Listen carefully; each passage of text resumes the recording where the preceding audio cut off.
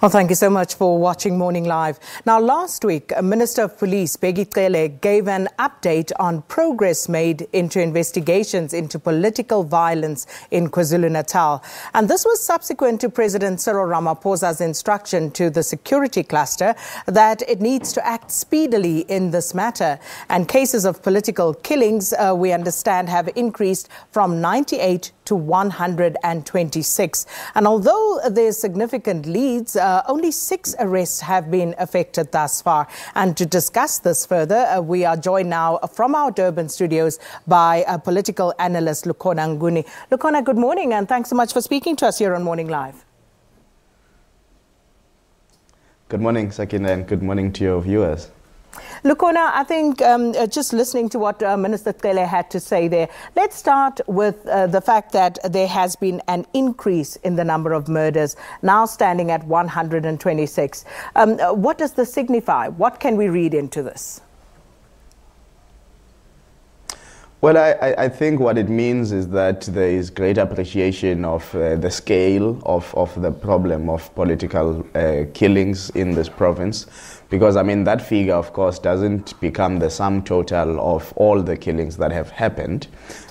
Some maybe are unreported, some are probably still under the radar and all of that. But I think it does start to communicate that the team that has been constituted is working to make some breakthroughs. As you've said, there are some leads. But of course, in terms of arrests, we're still at that new figure of 6 new arrests. Of course, we are not even at a point now of talking trials and convictions. So speaking of that team, we understand it is now a team comprised of 118 members, 8 from the previous team, which is quite a significant, team.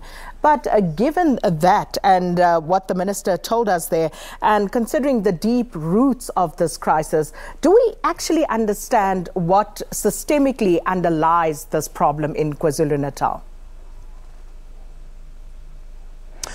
Well, I think some of us have tried to understand this, Sakina, and we have said systemic, in terms of what is systemic in the problem, is the political environment in KwaZulu-Natal, where people feel that the logic of violence should be part and parcel of the political process. I have distinctly said there are 2 cycles of this violence. So one, it happens during an election year, especially local government elections. And then secondly, during conference processes of the ANC. So I was listening to the minister say on Friday last week, I think, the scourge of these killings seems to have gone down. It might not have gone down because of the interventions by the minister, just that because of the cycles of this violence. We've just recently had a provincial conference of the ANC here in KwaZulu-Natal, so I do expect that the cycle would probably come back to the fore maybe around next year towards 2021 for the local government elections. So there is always a lull in between. So what is more important now is actually to keep track and see whether or not, I mean, when contentious conference like the eThekwini region comes up later in the year, we won't see any of this kind of violence, because we will remember as South Africans that when the tension between James Nxumalo and Zandile Gumede was quite high, we even had that massive Inchanga massacre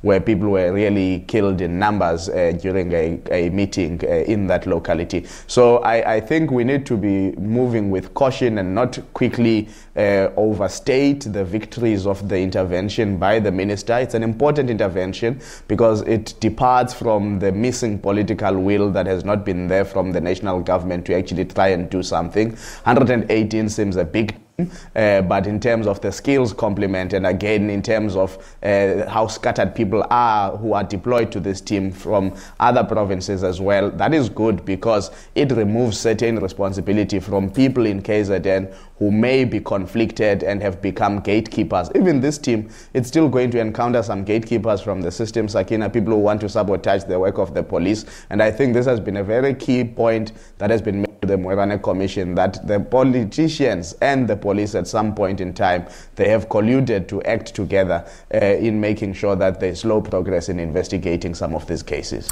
Which is a very significant point to note, because the minister also indicated that there are some leads, and one would imagine significant, given that they've pointed to an inmate who seemed to have been implicated in the murder of the former Youth League leader, Sindiso Makatqa. But people are asking, why is it taking so long, especially when there are leads? Well, I think let's step back a bit and just discuss police in this country as an entity. By far and large, the public has very little confidence on police, whether we are talking issues of gender-based violence, whether we are talking issues of cash in transit highs, whether generally there is no belief that the police take their work seriously and that they conduct their investigations in a thorough manner that can lead to credible convictions. You will remember even the bungling up that was happening around such a very big and important case, that of Oscar Pistorius following the death of River Steenkamp. There were issues there about the police and their conduct on the crime scene. So generally the police are coming into this space of political killings with society wanting serious answers. But by far and large, the police do not conduct themselves in a credible manner that inspires confidence from society. So I am trying to suggest that while we may be impatient for answers on this issue, we must also remember that we are talking about a police service that by far and large has literally appeared quite dysfunctional and unresponsive to society's needs. And just a final one, you spoke about the will to actually deal with this problem. But very often when you speak to politicians about this matter and the politics involved in it, they usually shy away from admitting that this is indeed politically motivated. How does that impact on actually making headways and breakthroughs in this instance? Well, that is significant, Sakina, because once people start accepting that there is a problem, that's when we are best able to move forward.